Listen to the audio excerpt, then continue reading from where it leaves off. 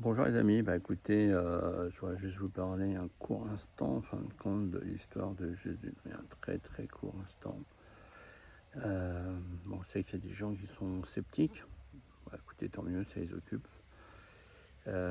Mais si on prend tous les récits des gens qui l'ont côtoyé et jusqu'à 50 ans après sa disparition, donc des gens qui ont pu transmettre à d'autres personnes en direct, tous les écrits retrouvés, mis les uns sur les autres. Donc imaginez une feuille 21, 29,7 classique que vous mettez dans votre imprimante, vous les empilez les unes sur les autres.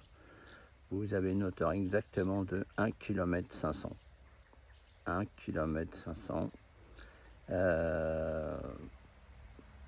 C'est quand même celui qui a la plus grosse hauteur. 1 km 500, c'est, pour vous situer, c'est 5 fois la hauteur de la tour Eiffel.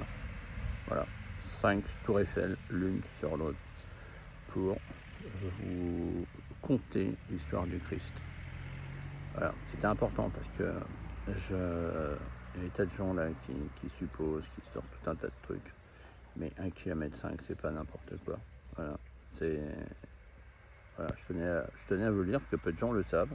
Alors évidemment, c'est pas le genre de choses que vous apprenez en regardant TF1 20h, surtout pas. Puisque le but de tous ces grandes chaînes, en fin de compte, c'est de raconter la messe, mais à l'envers, la plupart du temps. Et le Christ, lui, favorisait, en fin de compte, la vie en tribu. La vie en tribu. Donc, la vie en tribu, ça ne veut pas dire, alors encore que pourquoi pas, vivre comme les Amérindiens avec les flèches, les arcs et puis chasser le bison, pourquoi pas. Mais c'est beaucoup plus subtil que ça, en fin de compte. C'est de garder votre entité, de ne pas vous faire raconter la messe par ceux qui parlent de mondialisation, puisque la mondialisation, évidemment, c'est d'éliminer complètement votre vie, donc d'éliminer aussi bien la vie des chrétiens, des cousins musulmans, des cousins juifs et tout, pour former qu'une seule chose. Donc l'important, c'est de garder votre entité, d'où vous venez. Car à partir du moment où il n'y aura plus d'entité, vous formerez qu'un, et là, vous serez juste un troupeau de moutons. Voilà, je vous souhaite une belle journée.